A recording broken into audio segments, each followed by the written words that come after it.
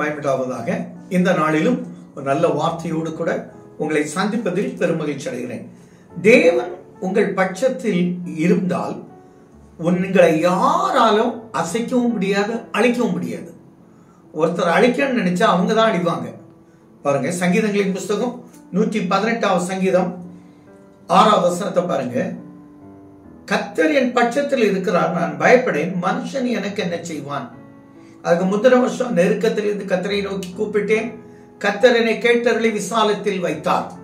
அப்போ நீங்க கூப்பிட்டதை கர்த்தர் கேட்டு உங்களுக்கு விசாலத்தை கட்டளையிட்டு, அது காரணம் சொல்றேன், உன் பக்கத்துல இருக்கிறேன், உன் பட்சத்தில் இருக்கிறேன், பட்சம் பக்கமா இருக்கிறேன், ஃபேவரா இருக்கிறேன், உனக்கு அனுசரணையா இருக்கிறேன், நீ எதுக்கு பயப்படுற? பயப்படாத அப்படின்னு தான் கர்த்தருடைய வார்த்தை.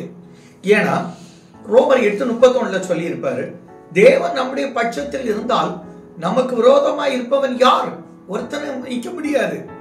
ஏன்னா நீங்க ஜெயிக்கிறவர்களா இருக்கதால் உங்களை யாரும் அழிக்கவும் முடியாது, அசைக்கவும் முடியாது. ஷாத்ராக் மேஷாக் ஆபேத்நேகோவுக்கு மேல வன்மம் வைத்தார்கள், பொறாமப்பட்டாங்க. அவங்களுக்கு கூட கர்த்தர் இருந்ததால் அக்கினியில கொண்டு போட்ட போது கூட கர்த்தர் கூட நடந்தார். எவ்வளவு நல்ல வார்த்தை. அதே தானியல்ல சிங்க கெபியில பொறாமையில கொண்டு போட்டாங்க. பொறாமையில போட்ட போது தானியல் வெளியே வந்தார், பொறாமப்பட்டவங்க எல்லாம் உள்ள போனாங்க. சாத்ராக் மேஷாக்கு உள்ள போட காரணமா இருந்தவங்க எல்லாம் உள்ள போனாங்க. உங்களை அழிக்கணும்னு நினைச்சா யாராலும் அழிக்க முடியாது, அழிக்கணும்னு நினைக்கிறவங்க அழிஞ்சு போவாங்க. இதுதான் சரித்திரம். நமக்கு வேதத்துல நிறைய சம்பவங்கள் இருக்கு.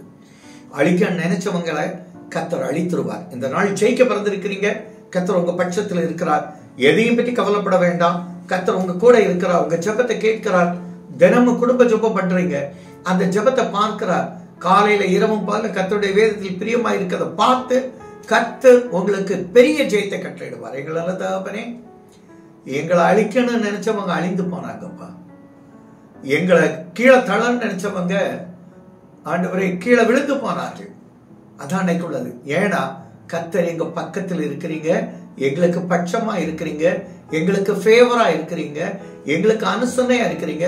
நாங்க போகிற எல்லா காரியங்களிலும் பெரிய ஜெயத்தை பெற்றுக்கொள்ள என் தேவன் கிருபை கொடுத்து நன்மைச்சவன் நல்ல பிதாவே.